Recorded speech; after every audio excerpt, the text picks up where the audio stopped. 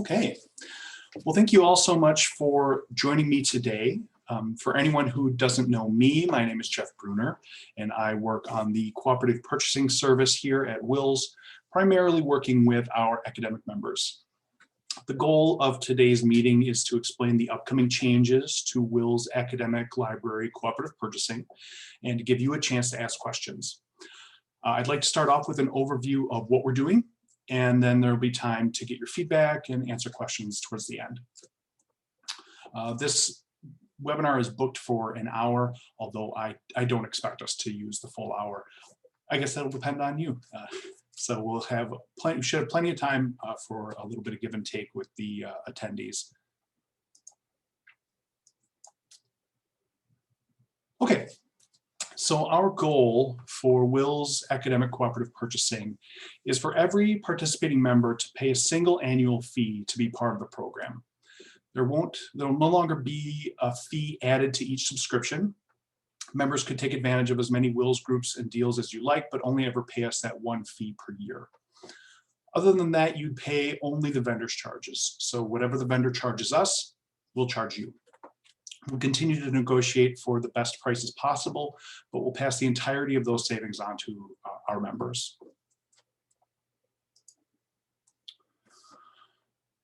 So a moment here to talk about why we're making these changes. If you joined me back in May, you will have heard about this, and there's been other opportunities to hear about this, but it seems like a good place to begin with, like, why are we doing this? So first and foremost, it's about our values. WiLS is a mission and values-driven organization. Every decision and business practice is measured against our values, and the practice of adding a percentage fee on top of what vendors charge isn't really in line with those values any longer. While our vendors offer great products, they're almost all for-profit organizations, and WiLS is not. Our motivation is not profit, but rather our mission to save time and money for our members. The second reason is related to the first. We feel strongly that tying our fees to the prices set by vendors results in too much variation in what our members end up paying us. It's hard to predict what those fees will be, and it can be difficult to reconcile all of the various fees with the service you get. We want what you pay to WiLS to be a consistent and clear value. And finally, on a practical level, the current model simply isn't sustainable. We believe strongly that the business practices employed by many companies in the scholarly publication industry are unsustainable in the long run. I don't have to tell you that rising subscription fees and flat or shrinking budgets make it harder every year for our members to afford the resources their patrons need. Continuing to tie ourselves to such a system doesn't really make sense in the long term. And we think this is even more true now than it was when I talked to you about this last year before the pandemic.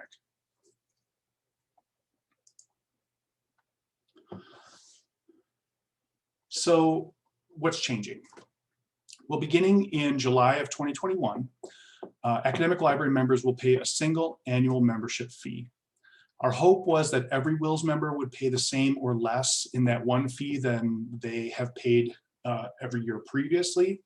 We weren't able to craft a model that saved every member money, but 80% of academic libraries will end up paying less to us than they did previously. And because every member will pay a single fee, there will be no per subscription fee on anything that you buy via WiLS, whether that's new or renewal. Rather, each transaction that you have with WiLS will count towards your overall usage of the service, which is a factor in setting the new annual fee. We're also going to offer to send you a single yearly invoice for everything you get through WiLS, including your WiLS fee, which could save a lot of time in overhead and processing time.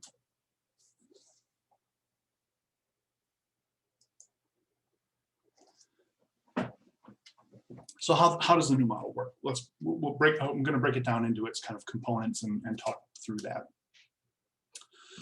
So under the new model, the WiLS fee will be calculated using two constituent pieces: a base fee, which is determined by the size of the institution, and a usage fee, which is calculated based on previous year's usage of the cooperative purchasing service.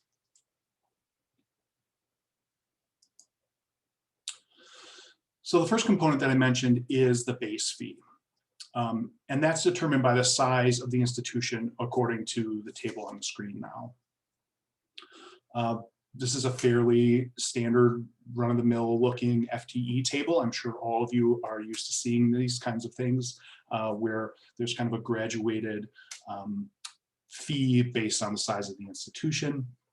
It's not a particularly big table. It's actually pretty flat, and it tops out at 6,000 FTE. The second component of your annual fee is the usage fee. This is calculated by taking an average of the number of transactions over the previous 2 years that you've had with WiLS. We multiply that number by $99 for 2-year colleges or $149 for 4-year schools. We calculate based on an average of 2 years of usage because some subscriptions are multiple years, so that can correct a little bit for that fluctuation, or at least even that fluctuation out a little bit. So under the new model, the more a library uses the service, the more they'll pay. But that charge is based on a predictable structure that we control rather than on the less predictable fees that come from vendors. So we take the base fee generated by your institutional size, add it to the usage fee based on how often you use the service or how much you use the service, and that determines your annual WiLS fee. This fee will replace the $199 WiLS membership fee that you pay now, plus it replaces the percentage that is currently tacked onto every subscription now. All of those fees will go away and be replaced with this one fee. So I have a couple of examples of how this works. So the first example is a 4-year university, and actually these are real examples. These are real numbers from actual members. So first example is a 4-year university. In the 1819 and 1920 fiscal years, they paid an average of $5,470 in WiLS fee. That's the $199 plus their little 5% add-ons. Their FTE is $1,500. So their base fee, according to that chart, would be $300. Over those 2 years, they had an average of 15 subscriptions 15 subscriptions for that 2-year period. And so we generate their usage fee by multiplying that by $149 for a total usage fee of $2,235. So when we add that to their base fee, the total fee for this university annually, well, for the first year, would be $2,535, which is a savings of $2,935. Now I say for the first year because that 2-year average I keep talking about is a rolling 2-year average. So in subsequent years, that might change based on the library's usage of the service. As I said, if an institution uses us more, then they'll pay more. If they use us less, then they'll pay less.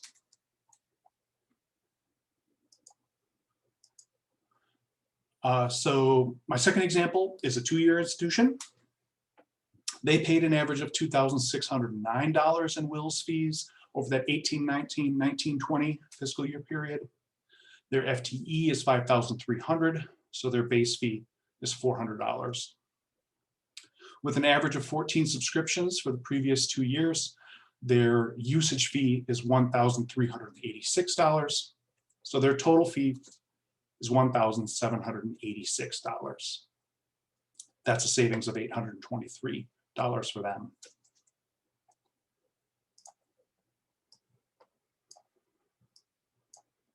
So in addition to better reflecting WiLS values, which really is the driving force here, but there are some other benefits as well. First is predictability. Our full service fee will be known well in advance of your next renewal and will not be subject to annual dramatic fluctuation. You'll already know what you're going to be paying WiLS every year. In fact, shortly after the start of any fiscal year, we'll be able to determine what every member's fee will be for the following fiscal year. So you'll know almost a year in advance what your payment to WiLS will be. Also, unless your institution significantly increases or decreases its usage of the service, you shouldn't see big changes year over year. That fee should be very similar every year. Again, the fee is being completely decoupled from vendor costs. So their increases will have no bearing on your WiLS fee. Also, if you're planning to buy the same products year after year, we can work with you to combine those invoices, reducing the workload and increasing predictability as well. Second is cost savings. As I mentioned, most libraries, in fact, 80% of WiLS academic members will pay us less in 2021 than they did over that kind of 2-year period that we keep looking at. Most of those savings are pretty substantial, with the average savings being over $900 per year. In fact, this new program is expected to result in a 30% reduction in revenue collected from our academic members. And that's about $47,000 that we won't be collecting in fiscal year 21-22. That's because we want you to have that money.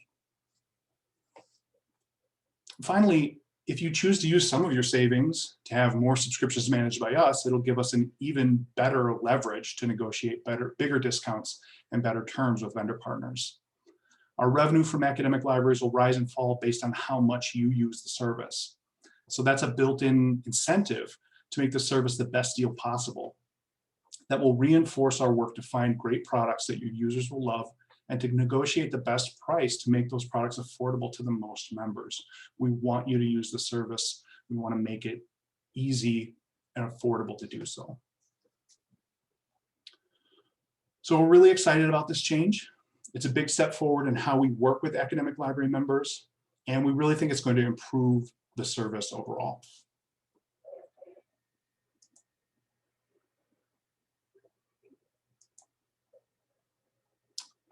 And that's everything I have prepared to show you. As I said, it's a fairly short presentation. I'd like to take as much of the rest of our time as is needed to get feedback from the attendees, answer questions that you might have.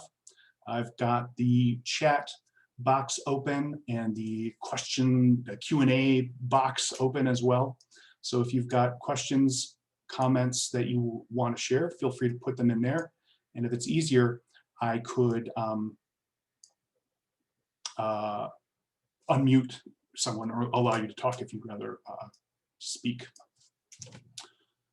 Let me see, I have a chat here from Nancy Syker. How was the base fee of, how was the $99 or $149 fee determined? We looked at a variety of ways of determining how to charge for the membership based that took into account both sides of the institution and the kind of sort of institution that they are. And we were looking for a kind of per usage fee that would be lower than kind of the average WiLS fee add-on that we're currently using. So under the new model, this isn't really, it's not necessarily being tacked on to each subscription. It's just an overall view of a library's usage, but we still wanted that per use number to be a savings over what is currently kind of the per subscription fee typically. And I think that average comes out to somewhere like $220 or $230 per subscription. So we wanted to find a number that was lower than that, but still was like an amount of money that we could sustainably let go of. And so we landed on $99 or $149 because that was kind of in that range. It was less than what libraries are paying now, but still something to kind of some kind of map to the amount of work that managing any subscription takes. So we, again, it's not, there wasn't like a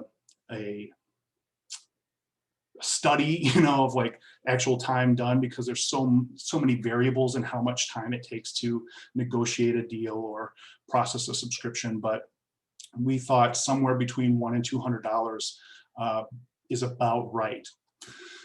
The difference between 2-year and 4-year institutions has, I don't know, that's sort of grounded in the notion that the FTEs of like 2-year institutions, although they might be high, a lot of those users aren't using the resources as much as is typically the case in a 4-year college. Now that's not, again, that's not universally true, but that sort of feeds into the fact that it, you know, there's a little bit, the charge is a little bit less at a 2-year college than a 4-year institution, which is typical for library resources. I don't know if that's a satisfactory answer, but you know, the answer is it just kind of was trying to find a way that mapped the kind of input, the WiLS work that goes into negotiating any deal or getting a subscription for our members to the amount of money that we're charging for that work. It doesn't make sense for, if you know, if a library buys a $1,000 resource or a $10,000 resource, the amount of work that goes into processing those two orders and managing those two subscriptions are pretty similar. So why are you paying 10 times as much than you are for the cheaper product, you know, for the more expensive product than you are for the cheaper product? So we really wanted to find a price model that was built, home built, that we determine what the levels are rather than relying on just an upcharge.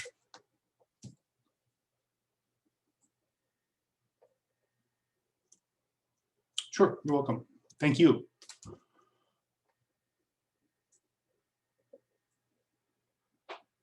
Does anyone else have any questions, feedback, comments?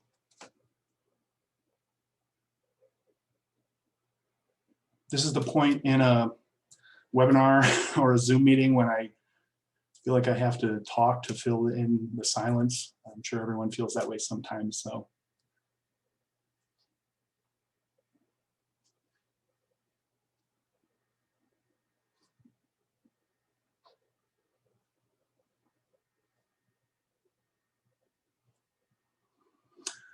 Oh, another follow-up from Nancy. You don't have any information on our actual usage, right? The vendors don't supply that to you.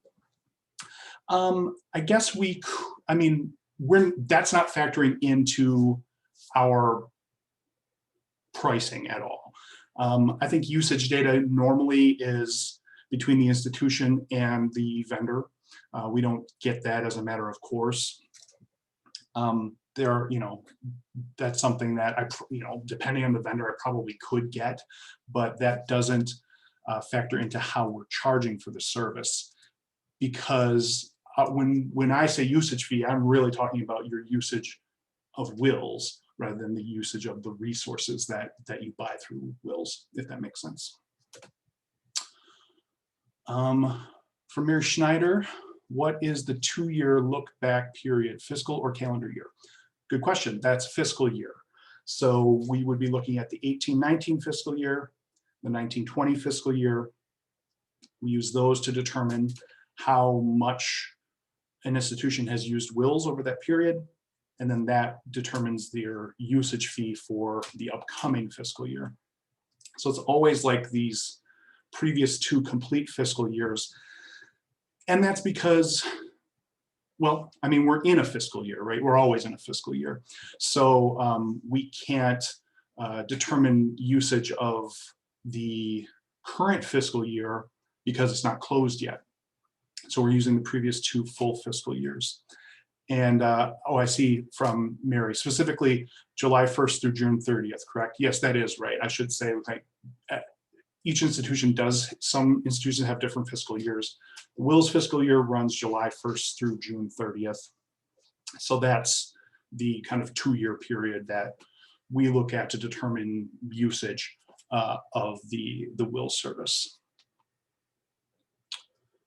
From Anne, I see, how would the single invoice work when some subscriptions renew at the beginning of the calendar year? Excellent question. So I think, well, one of the nice things about being a WiLS member, and hopefully you've found this to be true, is that we do have a great deal of flexibility in how we invoice our members. So we can figure out an invoice timing that works well for you. I mean, that's already true. Some members need to have their invoices come after a certain date or no longer than a certain amount of time before the beginning of the subscription, or whatever your institutional needs are. We work really hard to make those things happen. So as for like the single invoice, we can figure out, I'm sure we can figure out a timeline that will work, that will capture the data for the resources that you've got for the whole year once we've got that information. So there are, again, a lot of different institutions, a lot of different ways of chopping that up, but I could envision a situation where at the beginning of the fiscal year, you know, your WiLS membership might be due. You might have a couple of subscriptions due as well, but you know you've got a couple of things that won't be renewing until later in the year. So if on July 1st we know 3 of your prices, but we know we won't know the other 2 until January, we could conceivably just wait until January and make one single invoice for all of those things. We would, you know, you would still make your renewal decisions based on the renewal period. So you know, if you've got January or July 1st renewals, you would still be making those decisions, but we could defer invoicing you until later in the year, until we've got all of your invoices that we know we'll have for that year, for instance.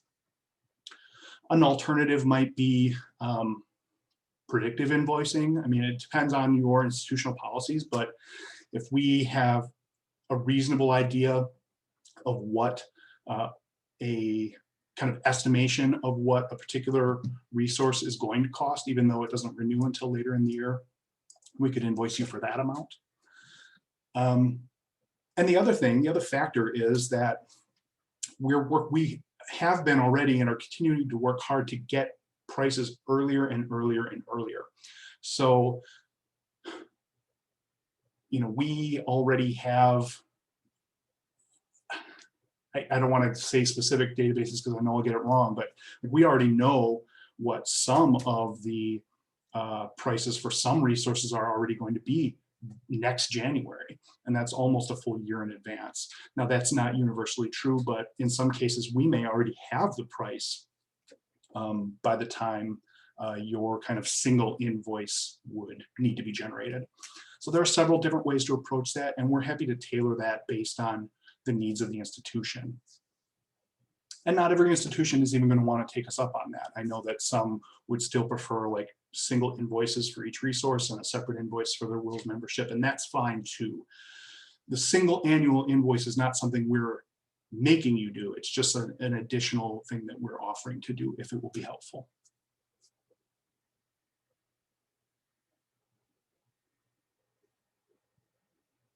You're welcome.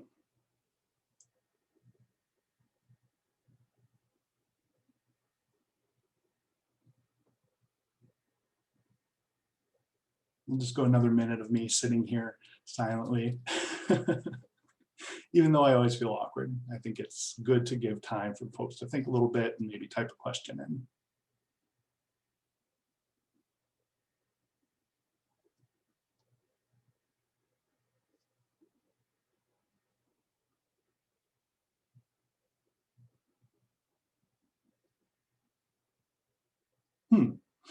There's a question in chat.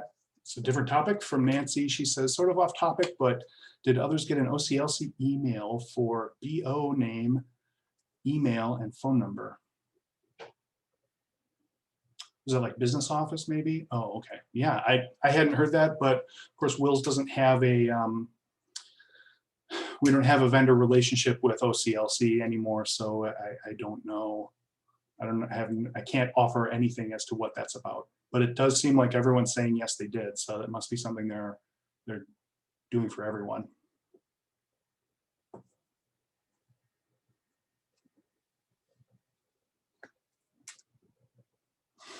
Okay.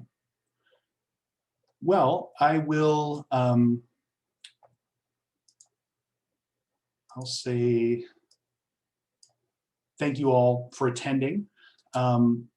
This is not your only or last chance to ask questions or offer feedback. Please feel free to reach out to me or to any member of the WiLS Cooperative Purchasing team with additional questions or feedbacks. Member input really is critical to making this a success, so we definitely want to hear from you. Oh, I see another question came up in chat, so let me look here. Okay, so how would we determine if we would like to do the single invoice or multiple invoices? Let's talk about it. I mean, I think, yeah, just let us know. I mean, you can reach out to me, you can email me or call me. I'm happy to chat about what the best way forward is for your institution, and we can start getting things into place to make that happen. That's another reason why we wanted to make sure we rolled this out early in the calendar year is because although I know many of your budgeting processes are already done, but we wanted to make sure there was time between now and the end of the fiscal year so that we could work out details, get feedback from members, make changes if necessary. Mary asks, will it be a single invoice unless we reach out to you? Actually, the opposite's true. Unless you want invoices combined in some way, they will still be individual invoices, one for each product, and then a separate invoice for the WiLS membership fee. But if you would prefer to have those combined or joined up in some way, or even if partway through the year you decide, okay, I think we want to switch over to, you know, combining our invoices, we can always talk about that then too.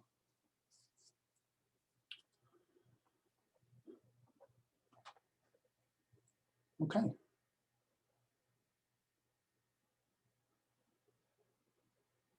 All right.